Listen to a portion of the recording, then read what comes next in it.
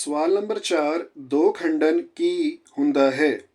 ਦੋ ਖੰਡਨ ਅਲਿੰਗੀ ਪ੍ਰਜਨਨ ਦੀ ਇੱਕ ਵਿਧੀ ਹੈ। ਦੋ ਖੰਡਨ ਵਿੱਚ ਇੱਕ ਜੀਵ ਆਪਣੇ ਆਨੁਵੰਸ਼ਿਕ ਪਦਾਰਥ ਕੇਂਦਰਕ ਦੀ ਨਕਲ ਤਿਆਰ ਕਰਦਾ ਹੈ ਅਤੇ ਫਿਰ ਦੋ ਹਿੱਸਿਆਂ ਵਿੱਚ ਵੰਡ ਜਾਂਦਾ ਹੈ। ਇਸ ਤਰ੍ਹਾਂ ਇੱਕ ਸੈੱਲ ਤੋਂ ਦੋ ਨਵੇਂ ਸੈੱਲ ਬਣਦੇ ਹਨ। ਅਮੀਬਾ ਦੋ ਖੰਡਨ ਵਿਧੀ ਰਾਹੀਂ ਪ੍ਰਜਨਨ ਕਰਦਾ ਹੈ।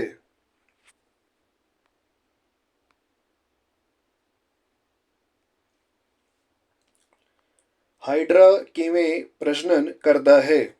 ਹਾਈਡਰਾ ਕਲੀਆਂ ਰਾਹੀਂ ਬਡਿੰਗ ਪ੍ਰਜਨਨ ਕਰਦਾ ਹੈ। ਇਹ ਅਲਿੰਗੀ ਪ੍ਰਜਨਨ ਦੀ ਇੱਕ ਵਿਧੀ ਹੈ। ਇਸ ਕਿਰਿਆ ਵਿੱਚ ਹਾਈਡਰਾ ਦੇ ਸਰੀਰ ਦੇ ਹੇਠਲੇ ਹਿੱਸੇ ਤੋਂ ਇੱਕ ਛੋਟੀ ਜਿਹੀ ਗੰਢ ਵਰਗੀ ਰਚਨਾ ਨਿਕਲਦੀ ਹੈ ਜਿਹੜੀ ਕਲੀ ਵਿੱਚ ਵਿਕਸਿਤ ਹੋ ਜਾਂਦੀ ਹੈ। ਇਹ ਕਲੀ ਜਾਂ ਬਡ ਮੁੱਖ ਜੀਵ ਦੇ ਸਰੀਰ ਤੋਂ ਵੱਖ ਹੋ ਜਾਂਦੀ ਹੈ ਅਤੇ ਇੱਕ ਨਵੇਂ ਹਾਈਡਰਾ ਵਿੱਚ ਵਿਕਸਿਤ ਹੋ ਜਾਂਦੀ ਹੈ।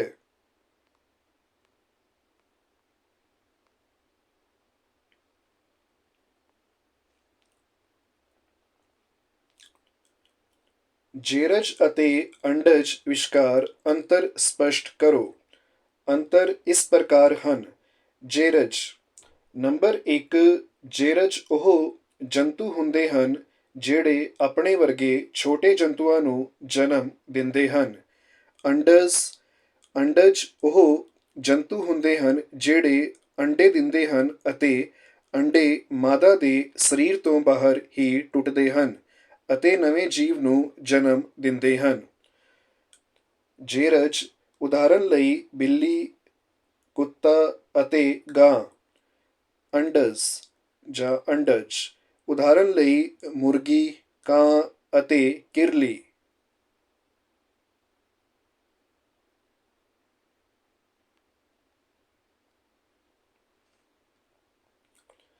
ਡੱਡੂ ਵਿੱਚ ਨਿਸ਼ੇਚਨ ਕਿਰਿਆ ਕਿਵੇਂ ਹੁੰਦੀ ਹੈ?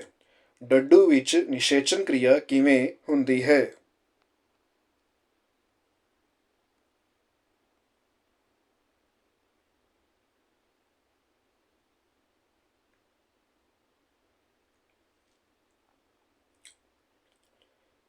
ਡੱਡੂਆਂ ਵਿੱਚ ਬਾਹਰੀ ਨਿਸ਼ੇਚਨ ਹੁੰਦਾ ਹੈ। ਇਸ ਪ੍ਰਕਿਰਿਆ ਵਿੱਚ ਨਰ ਯੁਗਮਕ ਅਤੇ ਮਾਦਾ ਯੁਗਮਕ ਦਾ ਮਿਲਨ ਮਾਦਾ ਦੇ ਸਰੀਰ ਦੇ ਬਾਹਰ ਪਾਣੀ ਵਿੱਚ ਹੁੰਦਾ ਹੈ।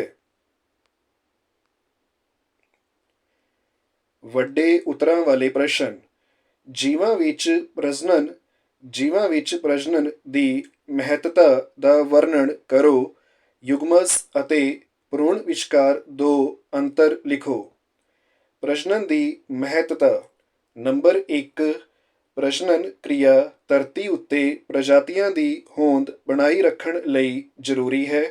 ਨੰਬਰ 2 ਪ੍ਰਜਨਨ ਕਿਰਿਆ ਭਿੰਨਤਾਵਾਂ ਪੈਦਾ ਕਰਕੇ ਜੀਵ ਵਿਕਾਸ ਵਿੱਚ ਮਹੱਤਵਪੂਰਨ ਯੋਗਦਾਨ ਪਾਉਂਦੀ ਹੈ।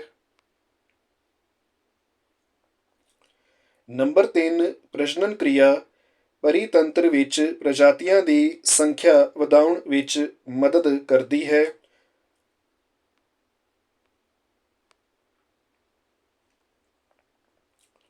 ਯੁਗਮਜ ਅਤੇ ਭ੍ਰੂਣ ਵਿਚਕਾਰ ਅੰਤਰ ਇਸ ਪ੍ਰਕਾਰ ਹੈ। ਯੁਗਮਜ ਨੰਬਰ 1 ਨਰ ਯੁਗਮਕ ਅਤੇ ਮਾਦਾ ਯੁਗਮਕ ਦੇ ਮੇਲ ਨਾਲ ਯੁਗਮਜ ਬਣਦਾ ਹੈ। ਭ੍ਰੂਣ ਯੁਗਮਜ ਤੋਂ ਵਿਕਸਿਤ ਹੋ ਕੇ ਬਣਦਾ ਹੈ। ਇਸ ਵਿੱਚ ਜੀਵ ਦੇ ਵੱਖ-ਵੱਖ ਅੰਗ ਵਿਕਸਿਤ ਹੁੰਦੇ ਹਨ। ਯੁਗਮਜ ਇਹ ਨਿਸ਼ੇਚਨ ਕਿਰਿਆ ਤੋਂ ਬਾਅਦ ਬਣਦਾ ਹੈ। ਭ੍ਰੂਣ ਇਹ ਸੈੱਲ ਵਿਭਾਜਨ ਨਾਲ ਯੁਗਮਜ ਤੋਂ ਵਿਕਸਿਤ ਹੁੰਦਾ ਹੈ। ਯੁਗਮਜ ਇਹ ਇੱਕ ਸੈੱਲ ਹੁੰਦਾ ਹੈ। ਭ੍ਰੂਣ ਬਹੁਸੈਲੀ ਹੁੰਦਾ ਹੈ।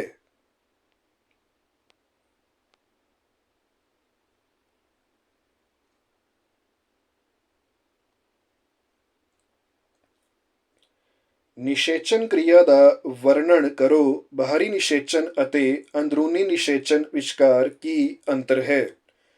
ਨਰ ਯੁਗਮਕ ਜਾਂ ਸ਼ੁਕਰਾਣੂ ਅਤੇ ਮਾਦਾ ਯੁਗਮਕ ਜਾਂ ਅੰਡਾਣੂ ਮਿਲ ਕੇ ਯੁਗਮਜ ਬਣਾਉਂਦੇ ਹਨ। ਇਸ ਕਿਰਿਆ ਨੂੰ ਨਿਸ਼ੇਚਨ ਕਿਹਾ ਜਾਂਦਾ ਹੈ। ਨਿਸ਼ੇਚਨ ਕਿਰਿਆ ਦੋ ਪ੍ਰਕਾਰ ਦੀ ਹੁੰਦੀ ਹੈ, ਅੰਦਰੂਨੀ ਨਿਸ਼ੇਚਨ ਅਤੇ ਬਾਹਰੀ ਨਿਸ਼ੇਚਨ। ਇਹਨਾਂ ਵਿਚਕਾਰ ਅੰਤਰ ਇਸ ਪ੍ਰਕਾਰ ਹਨ। ਅੰਦਰੂਨੀ ਨਿਸ਼ੇਚਨ ਇਹ ਕਿਰਿਆ ਮਾਦਾ ਸਰੀਰ ਦੇ ਅੰਦਰ ਹੁੰਦੀ ਹੈ। ਬਾਹਰੀ ਨਿਸ਼ੇਚਨ ਇਹ ਕਿਰਿਆ ਮਾਦਾ ਦੇ ਸਰੀਰ ਦੇ ਬਾਹਰ ਹੁੰਦੀ ਹੈ। ਨੰਬਰ 2, ਇਸ ਵਿੱਚ ਯੁਗਮਕ ਘੱਟ ਗਿਣਤੀ ਵਿੱਚ ਬਣਦੇ ਹਨ। ਇਸ ਵਿੱਚ ਯੁਗਮਕ ਵੱਧ ਗਿਣਤੀ ਵਿੱਚ ਬਣਦੇ ਹਨ।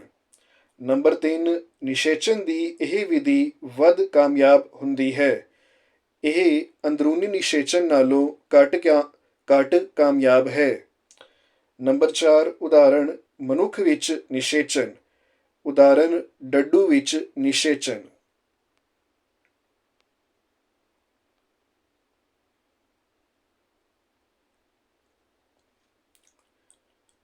ਮਨੁੱਖ ਵਿੱਚ ਨਿਸ਼ੇਚਨ ਕਿਰਿਆ ਦਾ ਵਰਣਨ ਕਰੋ।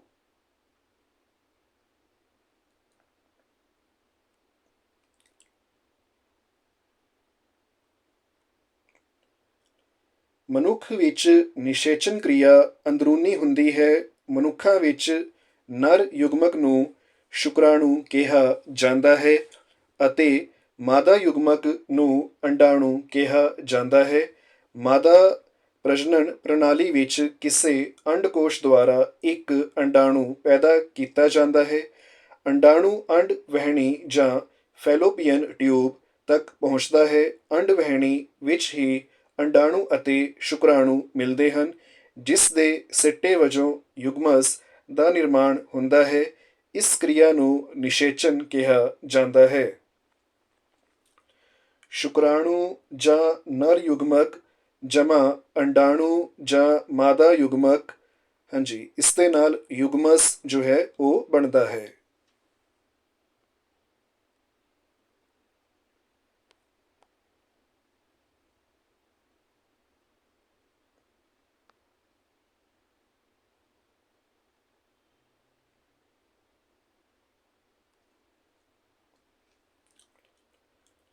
ਅੰਕਿਤ ਚਿੱਤਰ ਦੀ ਸਹਾਇਤਾ ਨਾਲ ਡੱਡੂ ਦੇ ਜੀਵਨ ਚੱਕਰ ਦਾ ਵਰਣਨ ਕਰੋ।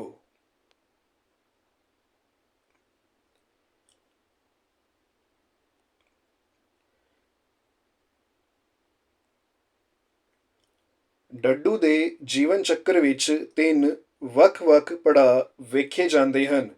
ਅੰਡੇ ਤੋਂ ਟੈਡਪੋਲ ਲਾਰਵਾ ਬਣਦਾ ਹੈ ਅਤੇ ਟੈਡਪੋਲ ਲਾਰਵਾ ਇੱਕ ਬਾਲਗ ਡੱਡੂ ਵਿੱਚ ਵਿਕਸਤ ਹੁੰਦਾ ਹੈ। ਇੱਕ ਟੈਡਪੋਲ ਲਾਰਵਾ ਬਾਲਗ ਡੱਡੂ ਤੋਂ ਬਹੁਤ ਭਿੰਨ ਹੁੰਦਾ ਹੈ। ਅਜਿਹੇ ਪ੍ਰਭਾਵਸ਼ਾਲੀ ਪਰਿਵਰਤਨ ਜਿਨ੍ਹਾਂ ਕਰਕੇ ਇੱਕ ਟੈਡਪੋਲ ਜਾਂ ਲਾਰਵਾ ਬਾਲਗ ਡੱਡੂ ਵਿੱਚ ਪਰਿਵਰਤਿਤ ਹੁੰਦਾ ਹੈ, ਉਸ ਨੂੰ ਕਾਇਆ ਪਲਟ ਜਾਂ ਰੂਪਾਂਤਰਣ ਕਹਿੰਦੇ ਹਨ।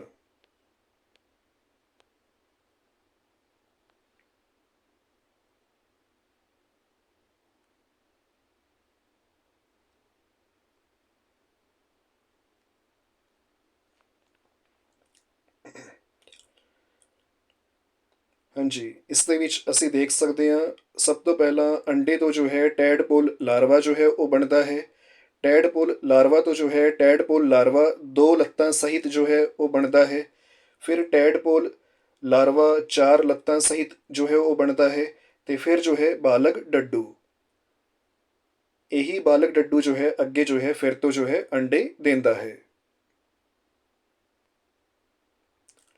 ਡੱਡੂ ਦੇ ਜੀਵਨ ਚੱਕਰ ਦੇ ਵੱਖ-ਵੱਖ ਪੜਾਅ।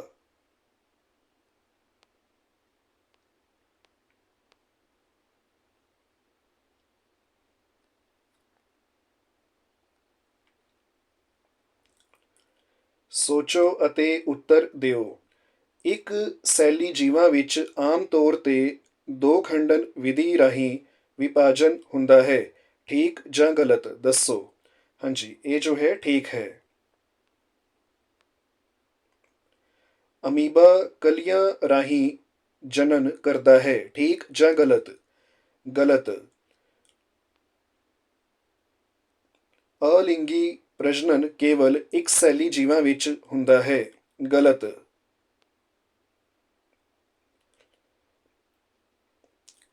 ਤਿਤਲੀ ਦੇ ਜੀਵਨ ਚੱਕਰ ਦੇ ਵੱਖ-ਵੱਖ ਪੜਾਵਾਂ ਦੇ ਨਾਮ ਲਿਖੋ। ਤਿਤਲੀ ਦੇ ਜੀਵਨ ਚੱਕਰ ਦੇ ਵੱਖ-ਵੱਖ ਪੜਾਵਾਂ ਦੇ ਨਾਮ ਲਿਖੋ। ਊੜਾ ਅੰਡਾ, ਆੜਾ ਲਾਰਵਾ, ਈੜੀ ਪਿਊਪਾ, ਸੱਸਾ ਬਾਲਗ ਤਿਤਲੀ।